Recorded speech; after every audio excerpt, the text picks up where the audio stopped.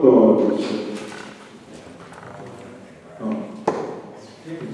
Approvazione di commissione per la gestione in forma sostanziale della procedura di gara per affidamento del servizio postale per la corrispondenza ufficiale degli enti aderenti per il periodo 1 gennaio 2013 e 31 gennaio 2014. Basta. Volevo fare un esempio neonale. Allora, questo è esattamente lo stesso bando che abbiamo fatto per le gare di pubblicità, cioè anche noi chiediamo, siamo un banco che produce la posta che parisce per quanto riguarda sul discorso dei costi postali. Lo facciamo assieme agli altri comuni in modo che stesso tempo per la maniera per cui proposta mordana per fare con la tutela sanitaria in modo che il profilo è richiesto per tutti. Interventi? Nessuno? Tutti i voti? Allora, favorevoli? Contrari? 1. Astenuti? 2. Immediata discontinuità, favorevoli? Giù? Contrari? 1. Astenuti? 2. Punto 15. Approvazione e conversione per Comune di Medicina e Nitro Ricucci. Assessore Federici. Il Comune di Medicina ha sempre cercato di dare risposta nei limiti delle sue possibilità di bilancio alla richiesta dei genitori per il servizio dell'asilo. Ha cercato anzi di mantenere questo servizio malgrado i notevoli tagli che abbiamo subito in questi anni. Tuttavia, nonostante abbiamo 119 posti negli asili nido comunali, più altri 25 che è convenzionato, i nostri posti dell'asilo sono pieni. Nella graduatoria integrativa che è stata presentata e di luglio abbiamo avuto 44 domande, di cui 25 con 2 genitori impegnati in attività lavorativa. La cosa è legata in parte al fatto che ci sono bambini che nascono dopo il bando, dopo l'età prevista dal bando di aprile, e quindi non rientrano e fanno domande successivamente perché sono molto piccoli. Per cui in realtà qui ci sono 16 bambini nati nel 2012, cioè bambini nati quest'anno. Quindi questo è il motivo per cui magari hanno fatto domanda. È possibile anche che ci siano genitori che in aprile e maggio erano a casa o a cassa integrazione che adesso pensano di poter avere un lavoro. Infatti il numero di domande è particolarmente elevato quello dei lattanti. Nei nostri nidi si sono liberati complessivamente 3 posti, per cui rimangono insoddisfatti 41 domande.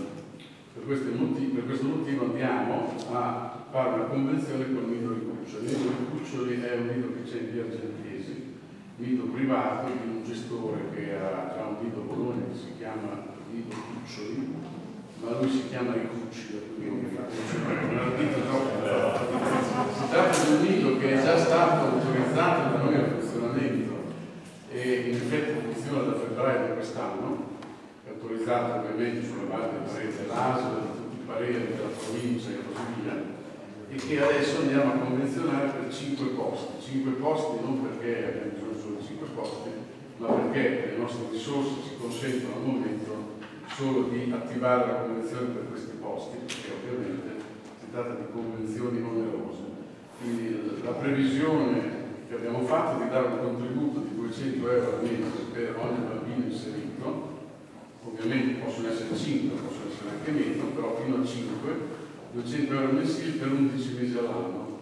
A questi bambini che verranno inseriti verrà garantita la stessa retta massima che pagano i nostri bambini, cioè 530 euro mensili, e nello stesso tempo cercheremo di avvicinare per quanto possibile ai bambini utenti dei nidi comunali. Infatti daremo un contributo di fino a 250 euro mensili per raccordare quelli che sono le rette pagate effettivamente nel nido di Cuccioli con quelle che sarebbe la retta ISEE stabilita in base agli stessi parametri dei bambini che ospitiamo nei nostri nidi.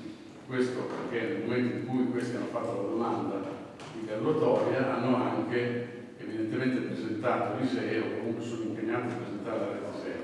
Sulla base di questa retta daremo un contributo alle famiglie fino a un massimo di 250 euro mensili, che significa che ogni famiglia potrà pagare almeno dovrà pagare 280 euro. Il motivo per cui non riusciamo a coprire tutta la differenza è semplicemente perché a questo punto dell'anno non abbiamo le risorse per garantire la copertura fino alla retta minima, che sarebbe 130 euro. È comunque una cosa sperimentale che noi abbiamo per quest'anno per un anno, poi l'anno prossimo andremo a vedere se potremo mettere a punto le questioni economiche in modo da avvicinare per quanto possibile quello che è il servizio offerto dai enti comunali al servizio offerto da questo ente privato. Questo sul piano economico. Sul piano dei contenuti, voi avete visto l'immagine della convenzione che prevede tutta una serie di obblighi per il gestore per assicurarsi che il servizio che viene svolto sia equivalente al livello svolto dagli enti comunali, ma soprattutto rispetto alle norme vigenti, sia le norme della regione per quello che riguarda il rapporto tra personale educativo e bambini, per quanto riguarda la formazione del personale, i titoli di studio personale, sia le norme contrattuali per quel che riguarda il trattamento contrattuale dei dipendenti. Poi ci deve essere il coordinatore pedagogico con determinate caratteristiche e ci deve essere un progetto pedagogico che viene vagliato dal comune. Poi il comune si riserva la possibilità sia di fare controlli in qualunque momento, sia di rescindere la convenzione nel caso in cui si verificasse che non sono rispettate queste clausole. Prego.